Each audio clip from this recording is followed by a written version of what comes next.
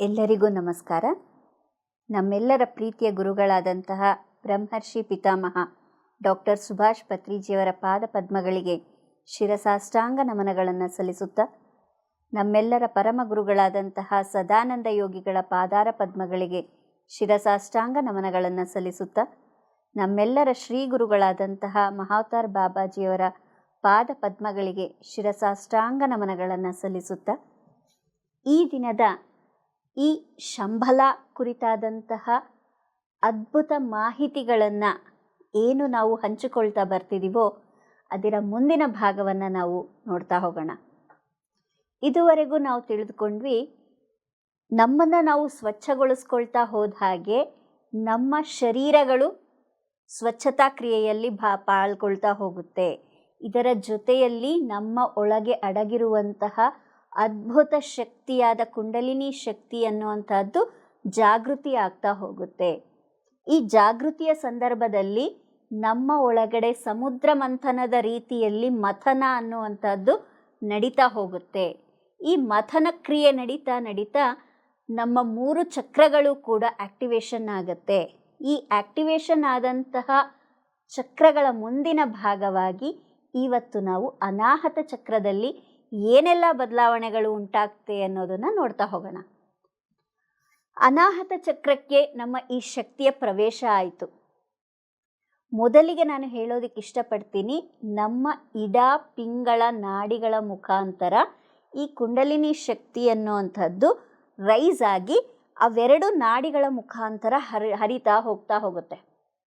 ನಮ್ಮ ಈ ಇಡ ಪಿಂಗಳ ನಾಡಿಗಳು ಹೇಗಿದೆ ಅಂದರೆ, ಎರಡು ಹಾವು ಹೇಗೆ ಹೆಣೆದುಕೊಂಡಿರುತ್ತೋ, 2 ಹಾವುಗಳನ್ನು ಹೆಣೆದುಕೊಂಡಿರುವಂತಹ ರೀತಿಯಲ್ಲಿ ನಾವು ಹೇಗೆ ನಾಗರ ಪ್ರತಿಷ್ಠಾಪನೆ, ನಾಗರಕಲ್ಲು ಅಂತ ಎಲ್ಲ ಹೇಳ್ತೀವಲ್ವ, ಅದರಲ್ಲಿ ನಾವು ನೋಡಿರ್ತೀವಿ 2 ಹಾವುಗಳು ಒಂದಕ್ಕೊಂದು ಹೆಣೆದುಕೊಂಡಿರೋದನ್ನು ನಾವು ನೋಡಿರ್ತೀವಲ್ವ.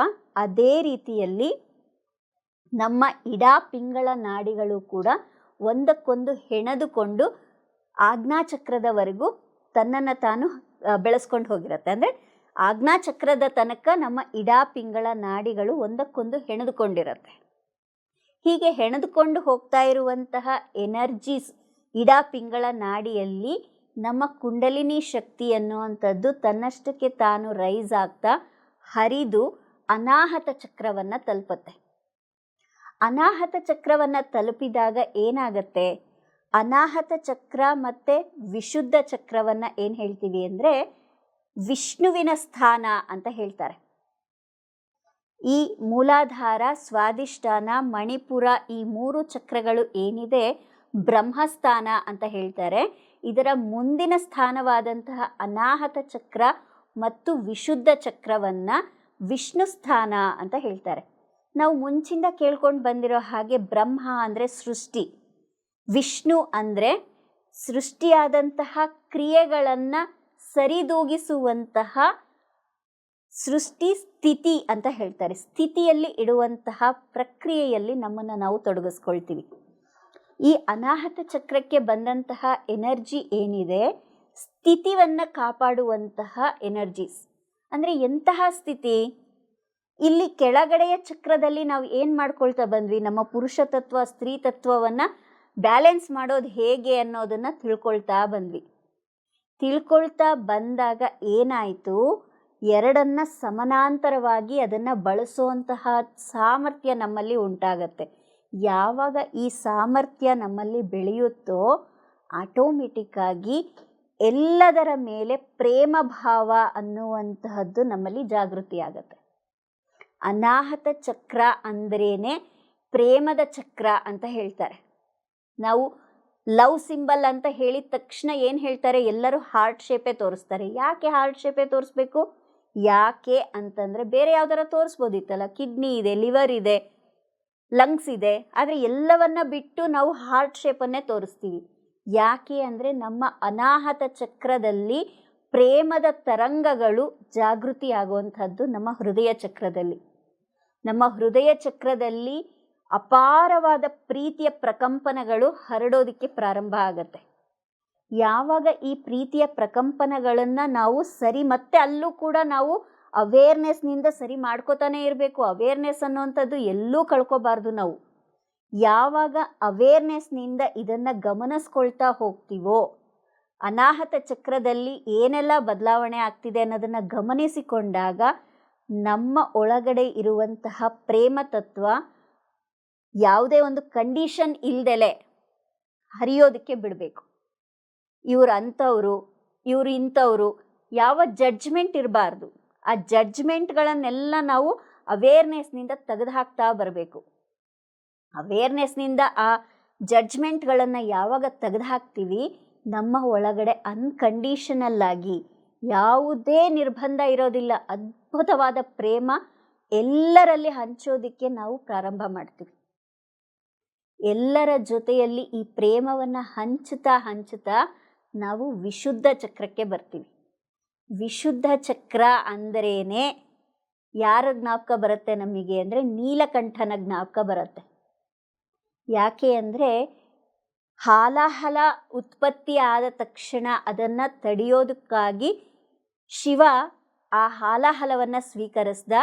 ಅದನ್ನು ಪಾರ್ವತೀ ದೇವಿ ಏನು ಮಾಡಿದ್ಲು, ಆತನ ಗಂಟಲನ್ನು ಹಿಡಿದು ಗಂಟ್ಲಲ್ಲೇ ವಿಷ ನಿಲ್ಲಬೇಕು ಅನ್ನುವಂತಹ ಪ್ರಯತ್ನವನ್ನು ಮಾಡಿ ಆತನಿಗೆ ನೀಲಕಂಠ ಅನ್ನುವಂಥ ಹೆಸರು ಬಂದಿದೆ ಅನ್ನುವಂತಹ ಪುರಾಣದ ಕಥೆಗಳನ್ನು ನಾವು ಕೇಳಿದ್ದೀವಿ.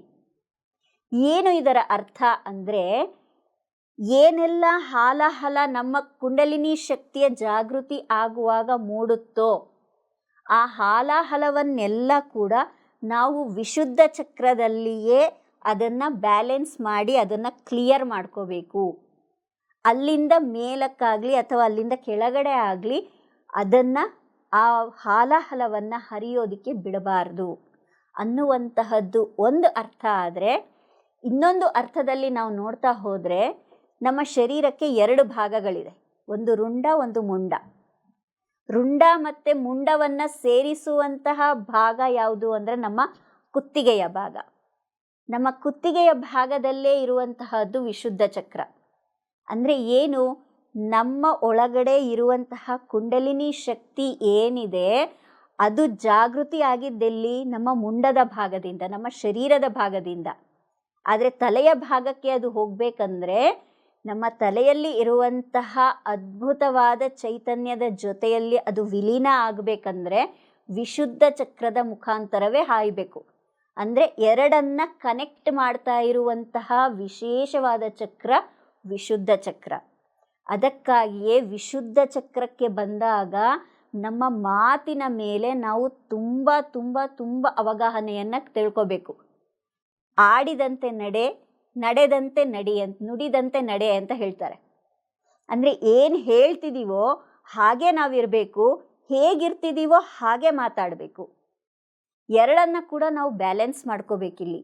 ನಮ್ಮ ಮಾತು ಅನ್ನೋವಂತಹದ್ದು ಅಷ್ಟು ಪ್ಯೂರ್ ಆಗಿರಬೇಕಾದಂತಹ ಸಂದರ್ಭ ಇಲ್ಲಿ ನಮಗೆ ಕ್ರಿಯೇಟ್ ಆಗ್ತಾ ಬರುತ್ತೆ. ಯಾಕೆಂದರೆ ನಮ್ಮ ಮಾತಿಗೆ ಅಷ್ಟು ಅದ್ಭುತವಾದ ಶಕ್ತಿ ಅನ್ನೋವಂಥದ್ದು ಬಂದಿರುತ್ತೆ. ನಮ್ಮ ಶಕ್ತಿ, ಕುಂಡಲಿನಿ ಶಕ್ತಿ ಜಾಗೃತಿ ಆಗ್ತಾ ಆಗ್ತಾ ಸಿದ್ಧಿ ಅನ್ನೋವಂಥದ್ದು ಬರುತ್ತೆ. ಸಿದ್ಧಿ ಅಂದರೆ ಏನು, ನಮ್ಮ ಸಂಕಲ್ಪಗಳು ಫಿಸಿಕಲ್ ಫಾರ್ಮಿಗೆ ಬರುವಂಥದ್ದು. ಮತ್ತು ನಮ್ಮ ಸಂಕಲ್ಪಗಳು ಫಿಸಿಕಲ್ ಫಾರ್ಮಿಗೆ ಬರುತ್ತೆ ಅಂದರೆ ಆ ಸಂಕಲ್ಪಗಳು ಎಲ್ಲಿಂದ ಬರುತ್ತೆ, ನಮ್ಮ ವಿಶುದ್ಧ ಚಕ್ರದಿಂದಲೇ. ನಾವು ಆಡುವ ಮಾತಿನಿಂದಲೇ, ನಾವು ಮಾಡುವ ಆಲೋಚನೆಗಳು ನಮ್ಮ ವಿಶುದ್ಧ ಚಕ್ರದಿಂದನೇ ಹೊರಗಡೆ ಬರ್ತಾ ಇರುವಂಥದ್ದು. ಆ ವಿಶುದ್ಧ ಚಕ್ರದಲ್ಲಿ ಎಷ್ಟು ಪ್ಯೂರಿಫೈ ಆಗಿರ್ತೀವೋ ಅಷ್ಟು ಪ್ಯೂರಿಟಿಯಿಂದ ನಮ್ಮ ಒಳಗಡೆ ಕ್ರಿಯೆಗಳು ನಡೀತಾ ಹೋಗುತ್ತೆ. ಯಾಕೆ ಅಂದರೆ ವಿಶುದ್ಧ ಚಕ್ರದಲ್ಲಿ ನಾವು ಏನು ಸಂಕಲ್ಪ ಮಾಡ್ತೀವೋ, ಏನು ಮಾತಾಡ್ತೀವೋ ಅದು ವಿಶ್ವದಲ್ಲಿ ಫಿಸಿಕಲ್ ಫಾರ್ಮ್ ಆಗಿ ಕ್ರಿಯೇಟ್ ಆಗ್ತಾ ಇರುತ್ತೆ. ಅಲ್ಲಿಗೆ ನಾವು ಏನು ತಿಳ್ಕೊಂಡ್ವಿ, ಸೃಷ್ಟಿ ಕಲ್ತ್ಕೊಂಡ್ವಿ, ಸ್ಥಿತಿ ಕಲ್ತ್ಕೊಂಡ್ವಿ. ಸ್ಥಿತಿಯಲ್ಲಿ ಬ್ಯಾಲೆನ್ಸ್ ಮಾಡೋದನ್ನು ನಾವು ಕಲಿಬೇಕು ವಿಶುದ್ಧ ಚಕ್ರದಲ್ಲಿ. ವಿಶುದ್ಧ ಚಕ್ರ ಅಂದ್ರೇ ನಮ್ಮ ಮಾತು ಮಾತು ಮಾತು ಮಾತು ಬರುತ್ತೆ, ನಮ್ಮ ಆಲೋಚನೆಗಳು ಬರುತ್ತೆ. ಇದನ್ನು ನಾವು ತುಂಬ ತುಂಬ ಎಚ್ಚರಿಕೆಯಿಂದ, ಬಹಳ ಎಚ್ಚರಿಕೆ ಇರಬೇಕು. ಮಾತಾಡಿದ್ರೆ ಹೋಯ್ತು, ಮುತ್ತು ಒಡೆದ್ರೆ ಹೋಯ್ತು ಅಂತ ಹೇಳ್ತಾರೆ. ಯಾಕೆ ಹೇಳ್ತಾರಂದರೆ ನಮ್ಮ ಮಾತಿಗೆ ಅಷ್ಟು ಅದ್ಭುತವಾದ ಶಕ್ತಿ ಇರುತ್ತೆ. ಹಾಗಾಗಿ ನಮ್ಮ ವಿಶುದ್ಧ ಚಕ್ರಕ್ಕೆ ಬಂದಂತಹ ಎನರ್ಜೀಸ್ನ ತುಂಬ ಅವಗಾಹನೆಯಿಂದ, ಎಚ್ಚರಿಕೆಯಿಂದ ನಾವು ಕಾಪಾಡ್ಕೋಬೇಕಾಗಿರುತ್ತೆ. ಇನ್ನು ಈ ಸ್ಥಿತಿಗಳೆಲ್ಲ ತನ್ನಷ್ಟಕ್ಕೆ ತಾನು ಬೆಳೀತಾ ಹೋದ ಹಾಗೆ ನಮ್ಮ ಒಳಗಡೆ ಹೆಂಗೆ ಬದಲಾವಣೆ, ಭೌತಿಕವಾಗಿ ಹೆಂಗೆ ಬದಲಾವಣೆ ಆಗುತ್ತೆ ಅನ್ನೋದನ್ನು ಕೂಡ ಇಲ್ಲಿ ನಾವು ಸ್ವಲ್ಪ ತಿಳ್ಕೊಬೇಕಾಗಿರುತ್ತೆ. ಯಾಕೆಂದರೆ ಒಂದೊಂದು ಚಕ್ರದಲ್ಲಿ ಈ ಪ್ಯೂರಿಫಿಕೇಷನ್ ನಡೀತಾ ನಮ್ಮ ಬಾಹ್ಯ ಜಗತ್ತು ಕೂಡ ನಮ್ಮನ್ನು ತುಂಬ ಬದಲಾವಣೆ ಆಗುತ್ತೆ. ಬಾಹ್ಯ ಜಗತ್ತಿನಲ್ಲಿ ನಮ್ಮ ಫಿಸಿಕಲ್ ಲೈಫ್ ಅನ್ನೋವಂಥದ್ದು ತುಂಬ ಡಿಫ್ರೆನ್ಸ್ ಆಗುತ್ತೆ. ಫಿಸಿಕಲ್ ಲೈಫಲ್ಲಿ ನಮ್ಮ ಆರೋಗ್ಯದ ವಿಚಾರದಲ್ಲಿ ಇರಬಹುದು, ನಮ್ಮ ನಡವಳಿಕೆ ಇರಬಹುದು, ನಮ್ಮ ಮಾತುಕತೆಗಳಾಗಿರ್ಬೋದು, ತುಂಬ ಅಂತರ್ಮೌನಿಗಳಾಗ್ತೀವಿ. ತುಂಬ ಏಕಾಂತದಲ್ಲಿರುವಂತಹ ಭಾವನೆಗಳು ಉಂಟಾಗ್ತಾ ಇರುತ್ತೆ. ಯಾರು ಬೇಡ, ಯಾವುದು ಬೇಡ, ಎಲ್ಲವನ್ನ ಬಿಟ್ಟು ಮೌನವಾಗಿ ಇರೋಣ ಅನ್ನುವಂತಹ ಭಾವನೆಗಳು ಜಾಗೃತಿ ಆಗ್ತಾ ಇರುತ್ತೆ. ಆದರೆ ಅದನ್ನು ಅರಿತುಕೊಂಡು ಫಿಸಿಕಲ್ ಲೈಫನ್ನು ಕೂಡ ಬ್ಯಾಲೆನ್ಸ್ ಮಾಡ್ಕೋಬೇಕಾಗಿರುವಂತಹ ಜಾಗ್ರತೆ ನಮಗೆ ಬೇಕು. ಹೌದು, ಹೀಗೆಲ್ಲ ಆಗ್ತಿದೆ, ಹೀಗೆ ಇದ್ಬಿಡೋಣ ಅನ್ನೋದಕ್ಕೆ ಸಾಧ್ಯ ಇಲ್ಲ. ಯಾಕೆಂದರೆ ಇವತ್ತು ನಾವಿರುವಂತಹ ಪರಿಸ್ಥಿತಿ ಹಾಗಿದೆ. ನಾವು ಯಾವುದನ್ನು ಬಿಟ್ಟು ಓಡೋದಕ್ಕಾಗೋದಿಲ್ಲ, ಯಾವುದನ್ನು ಬಿಟ್ಟು ಹೋಗ್ಲೂಬಾರ್ದು. ಎರಡನ್ನ ಕೂಡ ಬ್ಯಾಲೆನ್ಸ್ ಮಾಡ್ಕೊಳ್ಳುವಂತಹದ್ದಕ್ಕೋಸ್ಕರವೇ ಇವತ್ತು ನಮಗೆ ಇಷ್ಟೆಲ್ಲ ಅವಕಾಶಗಳನ್ನು ಕೊಟ್ಟಿದ್ದಾರೆ. ನಾವು ಮನೆಯಲ್ಲೇ ಇದ್ದು ಧ್ಯಾನವನ್ನು ಮಾಡ್ಕೋಬಹುದು, ಮನೆಯಲ್ಲೇ ಇದ್ದು ಎಲ್ಲ ವಿಚಾರಗಳನ್ನು ತಿಳ್ಕೋಬಹುದು. ಇಂತೆಲ್ಲ ಪ್ರಕೃತಿ ನಮಗೆ ಯಾಕೆ ಇದನ್ನೆಲ್ಲ ಕೊಟ್ಟಿದೆ ಅಂದರೆ, ನೀನು ಸಂಸಾರದಲ್ಲಿ ಇರ್ತಾನೆ ಇದನ್ನು ತಿಳಿದುಕೊಂಡು ಇದನ್ನು ಪಾಸ್ ಮಾಡ್ಕೊಳ್ಳುವಂತಹ ಸಾಮರ್ಥ್ಯ ನಿನಗೆ ಇದೆ, ಇದನ್ನು ಅಳವಡಿಸ್ಕೋ ಅನ್ನೋದಕ್ಕೋಸ್ಕರವೇ ನಮಗೆ ಇಷ್ಟೆಲ್ಲ ಪ್ರಕೃತಿ ಸಹಾಯವನ್ನು ನೀಡ್ತಾ ಇರೋವಂಥದ್ದು. ಹಾಗಾಗಿ ಇದನ್ನು ಅರಿತುಕೊಂಡು ಅಂತಹ ಸಂದರ್ಭಗಳಲ್ಲಿ ನಮ್ಮನ್ನು ನಾವೇ ಬ್ಯಾಲೆನ್ಸ್ ಮಾಡ್ಕೊಳ್ತಾ, ಏಕೆಂದರೆ ಆ ಸ್ಥಿತಿಯಲ್ಲಿ ಹಾಗೆ ಆಗೋದು ಸಹಜ. ನಮ್ಮ ಆಲೋಚನೆಗಳು ಸಂಪೂರ್ಣ ಸ್ಥಗಿತ ಆಗೋಗುತ್ತೆ. ಸಂಪೂರ್ಣವಾಗಿ ನಮಗೆ ಏನೂ ಬೇಡ, ಇದೆಲ್ಲ ಏನಕ್ಕೆ ಬೇಕು, ನಮಗೆ ಇದೆಲ್ಲದರಿಂದ ಮುಕ್ತವಾಗಿ ಹೋಗೋಣ, ಬಿಡುಗಡೆ ಬೇಕು ಅನ್ನೋಂತಹ ಭಾವನೆ ಬರೋದು ಸಹಜ.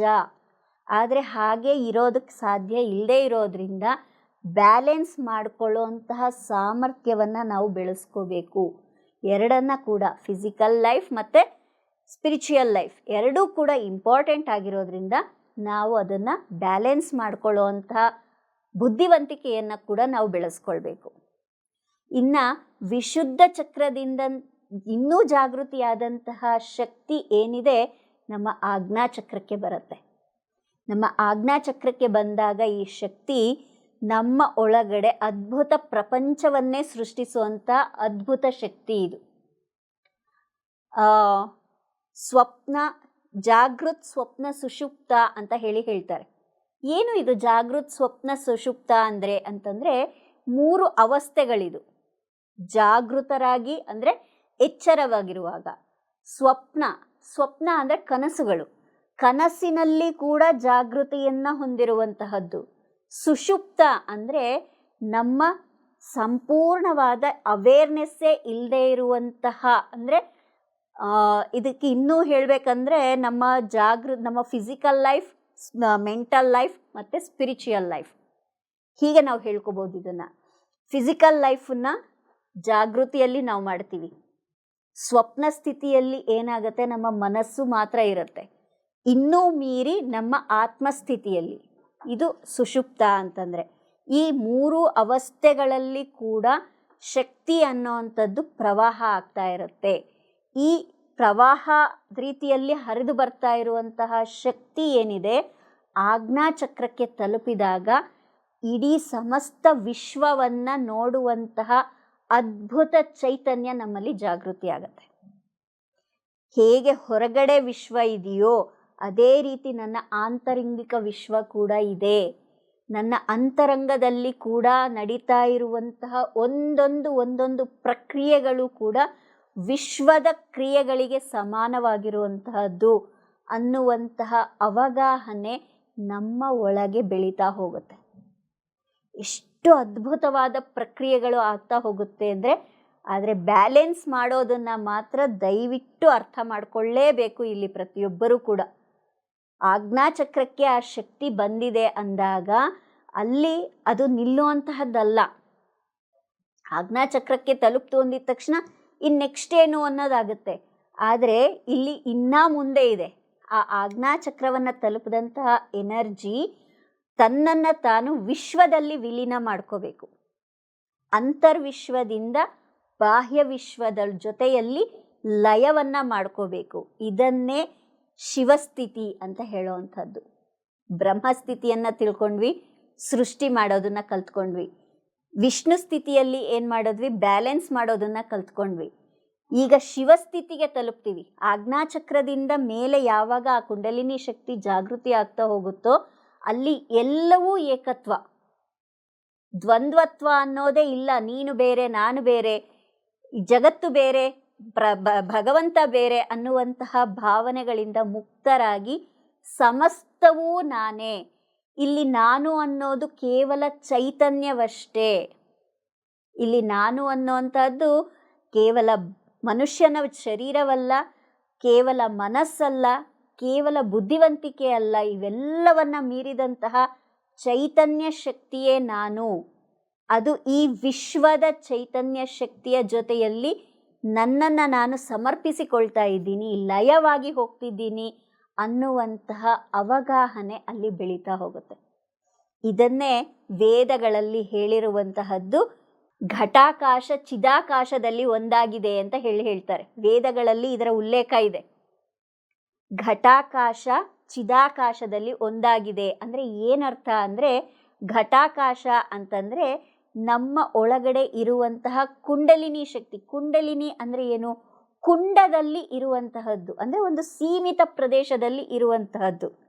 ಆ ಸೀಮಿತ ಪ್ರದೇಶದಲ್ಲಿ ಇರುವಂತಹ ಶಕ್ತಿ ವಿಶಾಲವಾದ ವಿಶ್ವದಲ್ಲಿ ಒಂದಾಗಿದೆ. ಚಿದಾಕಾಶ ಅಂದರೆ ಚಿತ್ ಆಕಾಶ, ಅದಕ್ಕೆ ಯಾವುದೇ ಆದಿ ಇಲ್ಲ, ಯಾವುದೇ ಅಂತ್ಯ ಇಲ್ಲ. ಅಂತಹ ಒಂದು ಸ್ಥಿತಿಯನ್ನು ಈ ಘಟಾಕಾಶದಲ್ಲಿರುವಂತಹ ಶಕ್ತಿ ಚಿದಾಕಾಶದಲ್ಲಿ ಲಯವಾಗಿದೆ ಅನ್ನೋದನ್ನು ಹೇಳ್ತಾ ಹೋಗ್ತಾರೆ. ಅಂದರೆ ನಮ್ಮ ಒಳಗಡೆ ಇರುವಂತಹ ಶಕ್ತಿ ಏನಿದೆ, ಕುಂಡಲಿನಿ ಶಕ್ತಿ, ಅದು ಆಜ್ಞಾಚಕ್ರದವರೆಗೂ ಇಡಾ ಪಿಂಗಳ ನಾಡಿಗಳಲ್ಲಿ ಹರಿತಾ ಇರುತ್ತೆ.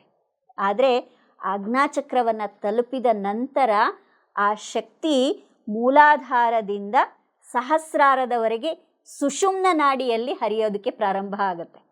ಆ ಸುಷುಮ್ನ ನಾಡಿಯಲ್ಲಿ ಹರಿದಾಗ ಅದು ಸಹಸ್ರಾರವನ್ನು ತಲುಪಿ ವಿಶ್ವದ ಅನಂತತೆಯಲ್ಲಿ ಲೀನವಾಗಿ ಹೋಗುತ್ತೆ. ಇದನ್ನೇ ಶಿವ ಅಂದರೆ ಲಯ ಅಂತ ಹೇಳ್ತಾರೆ. ಲಯವಾಗೋದು ಅಂದರೆ ವಿನಾಶವಾಗೋದಲ್ಲ, ಲಯವಾಗೋದು ಅಂದರೆ ಒಂದಾಗುವಿಕೆ, ವಿಶ್ವದ ವಿಭಿನ್ನತೆಯಿಂದ ಏಕತ್ವದಲ್ಲಿ ಒಂದಾಗುವಿಕೆ ಅಂತ ಹೇಳ್ತಾರೆ. ಇದನ್ನು ಈ ಪ್ರಕ್ರಿಯೆಗಳಲ್ಲಿ ನಾವು ಪಾಲ್ಗೊಳ್ತಾ ಹೋದಾಗೆ, ಈ ಪ್ರಕ್ರಿಯೆಗಳನ್ನು ನಮ್ಮ ಒಳಗಡೆ ಜಾಗೃತಿ ಮಾಡ್ಕೊಳ್ತಾ ಅವೇರ್ನೆಸ್ನಿಂದ ನಾವು ಯಾವಾಗ ಮುಂದುವರಿತಾ ಹೋಗ್ತೀವೋ ನಮ್ಮಲ್ಲಿ ಸಾಕ್ಷಿ ಭಾವ ಅನ್ನೋವಂಥದ್ದು ಹೆಚ್ಚು ಹೆಚ್ಚು ಹೆಚ್ಚು ಜಾಸ್ತಿ ಆಗ್ತಾ ಹೋಗುತ್ತೆ. ಅಂದರೆ ಎಲ್ಲವನ್ನ ಸಾಕ್ಷಿಯಾಗಿ ನೋಡ್ತಾ ಹೋಗ್ತೀವಿ. ನಾವು ಒಂದು ಫಿಲಮ್ ನೋಡ್ತೀವಿ, ಆ ಫಿಲಮಲ್ಲಿ ಹೀರೋಗೂ ವಿಲನ್ನಿಗೂ ಫೈಟ್ ಆಗ್ತಾ ಇರುತ್ತೆ. ಫೈಟ್ ಆಗ್ತಾ ಇದ್ರೂ ಕೂಡ ನಾವೇನಾರ ಹೋಗಿ ಬಿಡಿಸ್ತೀವ, ಅಥವಾ ಅಯ್ಯೋ ಅವನಿಗೆ ಏಟಾಯ್ತಲ್ಲ ಅಂತ ನಾವೇನಾರ ಆಲೋಚಿಸ್ತೀವ? ಇಲ್ಲ. ಅದು ಒಂದು ನಾಟಕ ಅನ್ನೋದು ನಮಗೆ ಗೊತ್ತು, ಅದಕ್ಕೆ ಸುಮ್ಮನೆ ನೋಡ್ತೀವಿ. ಹಾಗೆ ಈ ಜೀವನ ಅನ್ನೋದು ಕೂಡ ಇಲ್ಲಿ ನನ್ನನ್ನು ನಾನು ತಿಳಿದುಕೊಳ್ಳೋದಕ್ಕೆ ನಡೀತಾ ಇರುವಂತಹ ದೊಡ್ಡ ನಾಟಕ ಇದು. ಈ ನಾಟಕದಲ್ಲಿ ನಾನು ಸುಮ್ಮನೆ ನೋಡಬೇಕಷ್ಟೇ, ಸಾಕ್ಷಿಯಾಗಿ ಇರಬೇಕಷ್ಟೇ ಅನ್ನೋದು ನಮ್ಮ ಅರಿವಿಗೆ ಬರ್ತಾ ಹೋಗುತ್ತೆ. ಅದನ್ನೇ ನಾವು ಸಾಕ್ಷಿ ಭಾವ.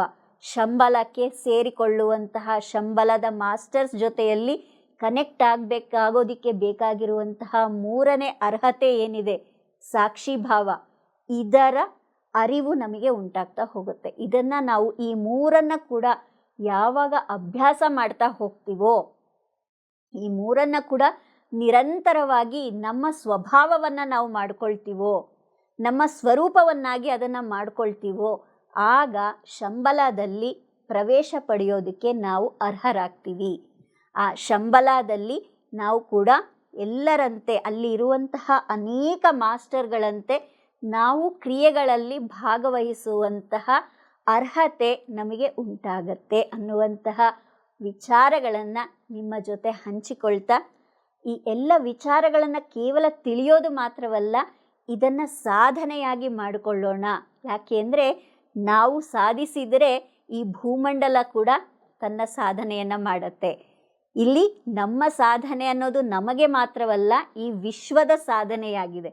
ಹಾಗಾಗಿ ನಮ್ಮನ್ನು ನಾವು ಇಂತಹ ಅದ್ಭುತ ಸಾಧನೆಯಲ್ಲಿ ತೊಡಗಿಸ್ಕೊಳ್ಳೋಣ. ನಮ್ಮನ್ನು ನಾವು ಉದ್ಧಾರ ಮಾಡಿಕೊಳ್ತಾ ವಿಶ್ವದ ಉದ್ಧಾರದಲ್ಲಿ ಒಂದು ಸಣ್ಣ ಅಳಿಲು ಸೇವೆ ಅನ್ನುವಂತಹ ಕೃತಜ್ಞತಾ ಭಾವದಿಂದ ನಮ್ಮನ್ನು ನಾವು ಮುಂದೆ ತಂದುಕೊಳ್ಳೋಣ ಅಂತ ನಿಮ್ಮೆಲ್ಲರಲ್ಲಿ ಕೇಳಿಕೊಳ್ತಾ ಈ ಒಂದು ಶಂಬಲಾದ ವಿಚಾರವನ್ನು ಇಲ್ಲಿಗೆ ಮುಕ್ತಾಯಗೊಳಿಸೋಣ. ಧನ್ಯವಾದಗಳು.